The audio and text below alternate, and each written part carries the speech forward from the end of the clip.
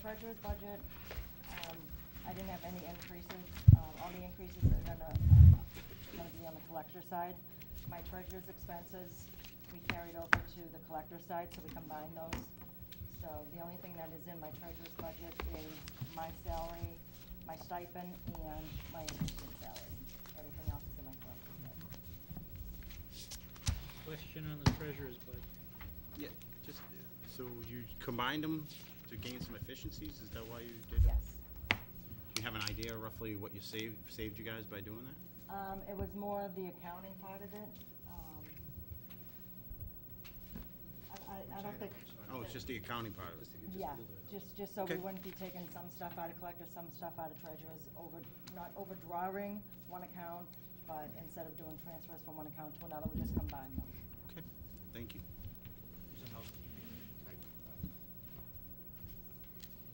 Greg, you have any comments? No.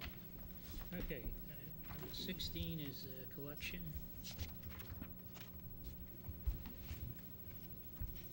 So the basic jump is because of you moving the budgets over, the expense portion of the budget over to this. Yes. So, okay.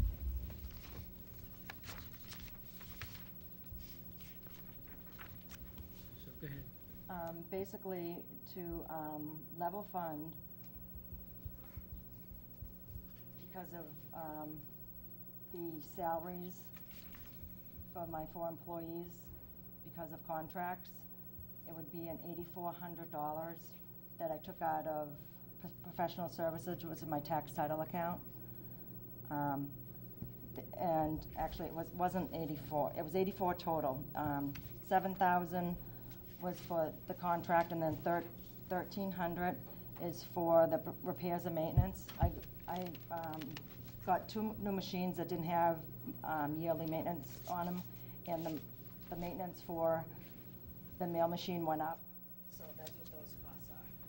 And then the additional is for the contracts for the girls' longevity, for their stipends, and for their pay increases, if they receive them this year. You're taking that out of your tax title? If I don't take it out of my tax title, I would have to reduce one of the girls' hours in my office, if I didn't take it out of that. So you basically have taken the money from professional services legal. Yes. And we could still do a tax title. There's still enough money in there to do a tax title, but we wouldn't be as aggressive as we are now. Jim would have to hold back a little bit and not send all the legal notices out. As soon as they go in, after 6 months, we're sending out notices saying if you don't, respond, call, set up a payment plan, then we'll start the foreclosure proceedings. So we would have to hold back a little bit on that. That raises a concern on my part in terms of, there was a trend, I don't know where it is today, but the trend was that people were, not paying their taxes in larger numbers, obviously as a result of the economy. And I think it's important that we have the process in place and we're active. Not necessarily that we want to get people out of their homes, but that we process and have on record what is due to the town. And if reducing that portion of the budget is going to impact that, then I think we ought to look at it more seriously. Yep. We have, when we have sticky cases, we've gone to particularly difficult cases, we've gone to the Finance Committee. Because ultimately, if we foreclose on a piece of property, we will recover any monies that we would have outlaid in the process. So, Mary Ann, we do take properties all the way through to foreclosure. So not only we go through the taking process, but we actually will go through the foreclosure process. It's an unfortunate issue, but we have to do that, protect those people who do make their payments and make their tax payments. And I think her office does a very diligent job in pursuing that. Well, I guess my question is related to, this is a reduction of level services to be level funded. I understand that piece of it, but I guess I'm questioning, is this one area where we want to reduce the funding? Right. I think we went through this last year, if my memory's correct. And I think we ended up going back and finding, moving Exactly. the shells around and making sure this was level funded last year. Am I correct? Yes. And, I think it was the same issue. Same with the goal. board. same goal.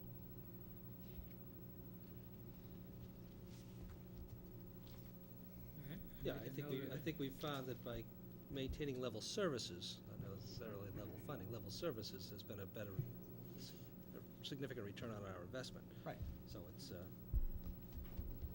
think this is one area we have to look at maintaining level services rather than being concerned about All level right, funding. so we should asterisk this as we look, we get to the point of looking at the entire budget, come back. Great. Absolutely. Yeah. Any other questions? Can I just have just an explanation when I'm looking at the specific individuals? You have dates here, date due increases. I'm just trying to reconcile how you report it here. I don't know if this is similar throughout the rest of it. Where are you looking? Just the Last page on Last 16 page, when you have the subsection. individuals. I had the same broken question. down. Is that an anniversary date that kicks something in, or? Are you talking about the date due, date? The 11/11/11, Yeah. Right, that's their anniversary date. so, all right, so that kicks in something in terms So of. that's like a pay. step increase, or, Yes. okay, so a step increase is due. And then as far as your breakdown on the hours, I don't know how that's, the 665 hours at one rate and 1155 at a second rate? Correct. That's, Okay, I got you. got it. That was the easy one, Steve. I know. I just wanna make sure, Understood, good, thank you. Any other questions?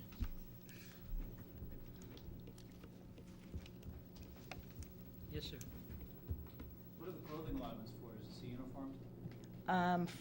For the girls, if they get, for like nylons and just anything associated with the job, they get a clothing allowance once a year, usually the first pay period in December. They get ink on themselves, so they can have dry cleaning done and. Correct, yep. That's It's in the union contractual. contract. Thank you. Yeah. Any other questions? Thank you, Mary Ann. Thank you. Good job, well done. Thank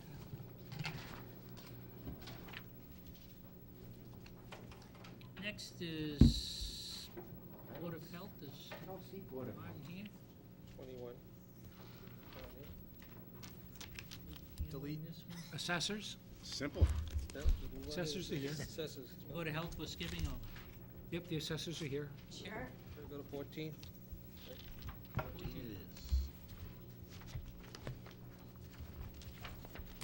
Good evening. Evening. We'll catch up to him. Joe, we're skipping.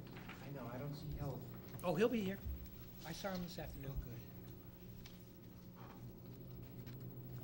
We're running a little ahead of He's got schedule. this with the wizard. And then we found out Joe was sick and said. We're ahead of schedule, that's the Smart man. issue. Sorry, I'm doing this for health. Smart man. Plenty of time for us to slip. Oh, yeah. Tab sure. number?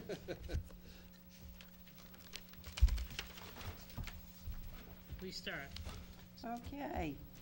Mine's pretty simple. On the personal services, my predecessor was part-time, I'm full-time, so that's a big change in the level services as well as level funded.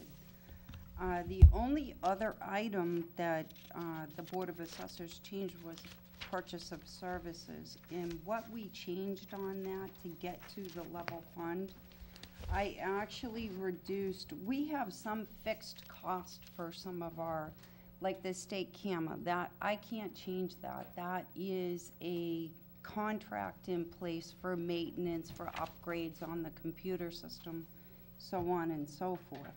And we have two of those that are in place that I can't change, they're fixed. But we did reduce some of the services, such as like some of the reval money, the personal property reval money this year, we did not put in there. We're doing that in-house. I've done personal property in the past, so I know how to do it. So we eliminated that from the budget. that's how we got to the level fund and level services. And that's all I changed. Are we at risk in the process of making that reduction, and staying on top of personal property? No. No, and the reason I say that is the process that's in place in the town of North Reading right now with the town clerk's office, they send us certificates for new businesses, for renewals, for businesses going out of business. It's not as diligent. But also where I do a lot of the field work, I'm around all the time, so I'm watching the businesses come or go, or, you know, Purple Plum closed. I made a note on the card. So the only thing that we do have to watch is when it gets to the third year, which will be 2013 for the revale. And we are gonna have to watch that. There's still money in place that we can keep adding. Next year, we may have to increase that purchase of service to make sure we have enough in there for the year 2013 to provide for the revale. But this year, it's an interim year, we're fine.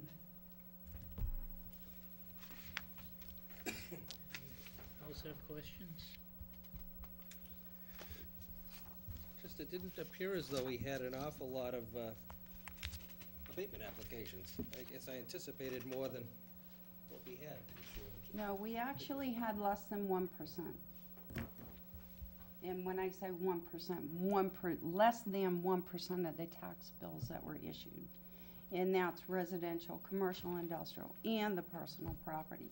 So that's, we did really well. But the girls were also, we had a conversation prior to those bills going out and saying, when people come to the counter, this is what, we need to educate the public to understand what a revale is, to understand how we get to these values. So I think being proactive like that was very important, and I think that was the result of getting less than 1% of the abatement applications. And we're actually almost through that whole process, so. How many did you grant?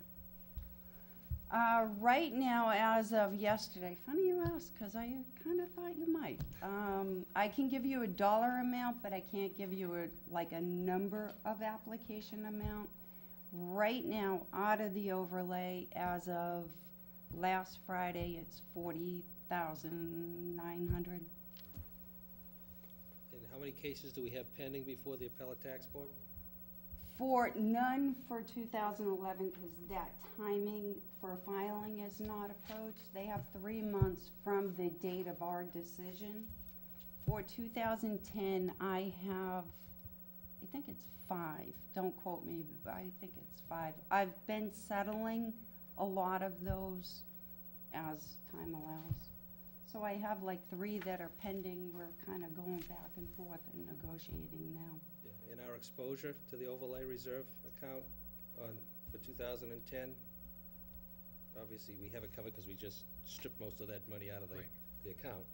So we have that adequately covered, I assume.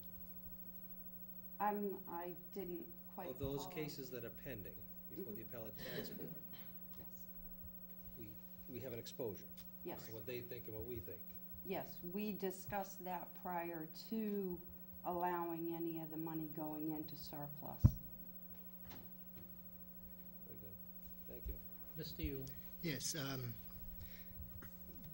Debbie, you mentioned making the public aware of what the process is and so on.